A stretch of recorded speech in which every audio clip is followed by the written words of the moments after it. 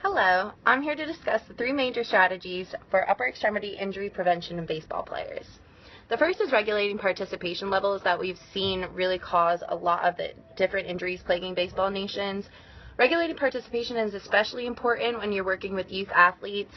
Little League Baseball now has an official pitch count per game and required rest periods in between pitching games that should be followed to avoid overuse at a young age. They also publish recommendations that simple pitches like the fastball and the changeup should be taught at a younger age than a slider or a screwball, which really shouldn't be implemented until around the age of 16 because they're linked to injury. If we follow these guidelines, we can hope to see a steady decline in the number of Little League elbow cases. Little League elbow is a term for an overuse injury of the medial epicondyle of youth athletes in their throwing, who throw a lot. It should be taken very seriously because it targets the growth plate of the elbow. And after diagnosis, the throwers should immediately stop throwing. And when they do start working back, they need to resist throwing breaking balls. Another way to prevent injury is to use exercise to strengthen and improve the flexibility of the muscles you use in your pitching motion. The more muscle mass you have, the more energy you have, and the higher level of force that you can generate. So building your muscular strength should have its obvious benefits. Regarding flexibility, we will talk about that more in the third way to improve or to prevent injuries. The third and possibly most important strategy to preventing injury is implementing proper biomechanics. This should really be stressed from a young age because bad mechanical habits are hard to fix. So the baseball pitch is then broken up into 6 phases. It starts with the windup, the stride, the arm cocking, acceleration, deceleration, and the follow-through. The 3 we're going to focus on, though, are the arm cocking, acceleration, and deceleration because those are the phases when the most stress and highest magnitude of force and moments are on your elbow and your shoulder joints, so that's when the injuries are really going to show up. A major reason why these joints experience stress is what we call the kinetic chain of a baseball pitch. The kinetic chain just describes the proper order of muscular movement throughout the pitch. It should first be your foot plant, then trunk rotation, shoulder rotation, elbow translation, and then finally wrist translation. Later you'll see how this temporary lag between all the body parts really puts baseball pitchers in vulnerable positions to injuries. The first phase we will break down is the cocking phase. Most injuries stem from the late cocking phase, which starts when the stride foot hits the ground to the point of maximum external rotation of the shoulder. Proper mechanics here would have the arms elevated around 90 degrees on for both of them, and so if you drew a line between them, they should be even on the shoulder plane. And then you also want to have your back elbow or your back forearm elevated around 45 degrees from the horizontal. If you're too far, you're going to be early on your pitch, and if you're too below that, you're going to have a late arm follow through. And timing in general is very important when you consider the lag between the proximal and the distal body parts of the pitching motion. The quick torso rotation forces your shoulder into horizontal abduction and external rotation, and multiple studies have shown that pitchers who open their torso too early or have their open shoulders facing the batters experience way more joint loading on the shoulder and the elbow.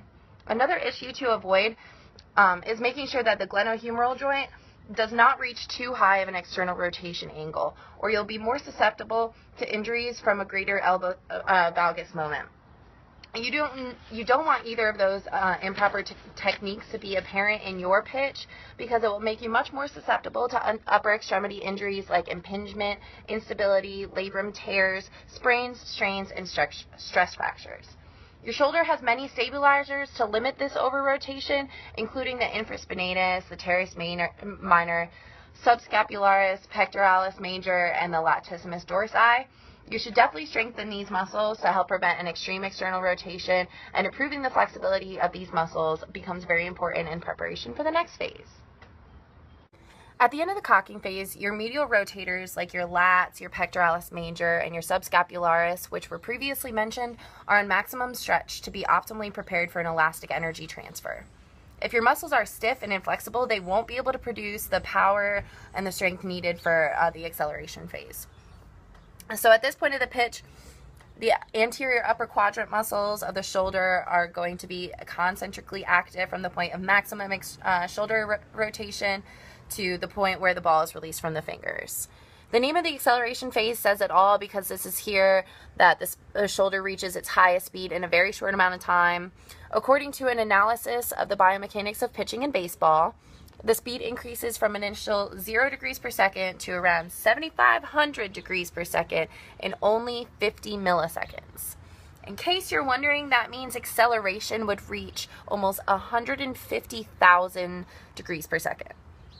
The elbow is also reaching its highest angular velocity in this phase, which is about 2,500 degrees per second. Such speeds can only be accomplished because of the stretch of the medial rotators we discussed. It allows for a forceful concentric contraction. Energy in our bodies and the objects that we manipulate, such as a baseball, is raised by these concentric contractions and therefore raises our velocity and the velocity of the objects that we are manipulating. It is not surprising that such high speeds yield various amount of injuries, some of the most serious and most heard about injuries being a UCL injury, medial epicondylitis, and biceps tendonitis. This should also not surprise you if you understand the concept of the temporal lag from proximal to distal segments that we discussed a bit earlier. In this phase, it's the forearm lagging that causes the shoulder into an awkward and bent back external rotation position and causes a higher elbow valgus moment. This increased medial stress is when UCL injuries and medial epicondylitis begin to be a problem. After reaching such high speeds, it should only make sense that the next phase be responsible for slowing down the shoulder. The deceleration phase really does the same thing as the acceleration phase, only instead of the anterior part being concentrically contracted, it's the posterior muscles that are being eccentrically contracted. The rotator cuff muscles are a main contributor to the deceleration of the shoulder and slowing down and controlling the humeral head. They must work against the momentum forces at the shoulder, and it's probably one of the most common parts of the pitching motion that causes these rotator cuff tears and sprains and strains on the muscles. The scapula can also help minimize rotator cuff irritation by protracting and preventing the coracoacromial arch from impinging it. So when training to prevent injuries to the rotator cuff, you would also want to work on strengthening scapular muscles like the serratus anterior. I hope this gives you a better understanding on how to prevent upper extremity injuries when pitching so you can keep playing America's favorite pastime for as long as you would like.